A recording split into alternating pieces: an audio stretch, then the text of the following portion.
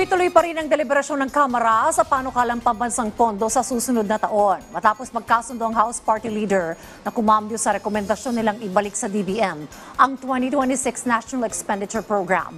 Kaugnay nito, tiniyak naman ng DBM at ng DPWH ang mabusising pagrebisa sa proposed budget sa mga infrastructure project ng gobyerno.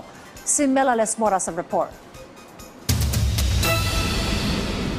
Inanunsyo ng House Party Leaders ang kanilang rekomendasyon na ibalik muna sa Department of Budget and Management ang 2026 National Expenditure Program dahil sa iba't ibang issue sa nilalaman nito. Kahapon, binawi na ng grupo ang rekomendasyon at ipinagpatuloy na rin ng House Committee on Appropriations ang kanilang budget deliberations. Ayon kay Appropriations Vice Chair Jose Alvarez na isa sa mga nasa likod ng rekomendasyon, mismong si House Speaker Martin Romualdez ang nagsabi sa kanila na ituloy na lang ang budget briefings. Nagsabi na rin daw kasi ang Department of Budget and Management at Department of Public Works and Highways na aayusin na lang nila ang gusot sa budget proposal. Mga 9 o'clock kagabi, tumawag na sila na sila na lang pupunta rito at aayusin nila.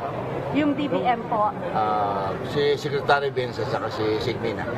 Sila nakiusap na dito na tuloy na lang para hindi na magahol sa panahon.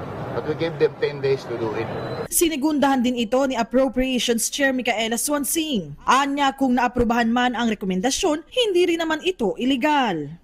In terms of legality, actually, walang nakikitang legal impediment. Pero of course, given that we also want to make sure that the budget is passed on time, so we also have to work as much as we can kung ano yung kaya natin gawin to be able to meet that deadline. Kaya yun yung ating ginagawa na tuloy-tuloy pa rin yung ating budget deliberation. Isa sa mga nadadawit sa mga issue ukol sa budget, si Ako Bicol Party List Representative Elizalde Co, na siyang tumayong House Appropriations Committee Chair noong 19th Congress. Pero ayon kay House Spokesperson Princess Abante, nasa labas siya ng bansa ngayon.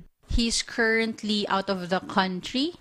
I understand he is nasa United States siya for medical treatment with appropriate travel documents. Pagtitiyak naman ng kasamahan ni Ko at isa pang kinatawan ng Ako Bicol Party List na si Congressman Alfredo Garbin Jr. Tuloy lang ang kanilang serbisyo sa kabila ng mga issue.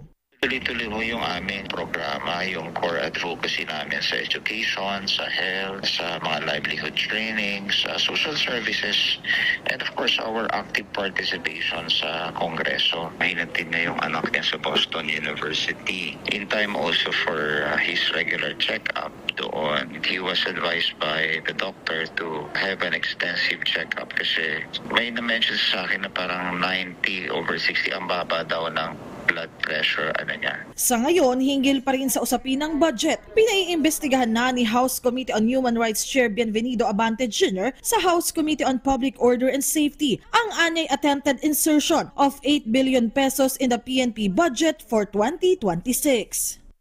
Giit ng mga kongresista, sisiguraduhin nila na ang maipapasa nilang panukalang pondo tunay na tutugon sa pangailangan ng mga Pilipino. Melales Moras para sa Pambansang TV sa Bagong Pilipinas.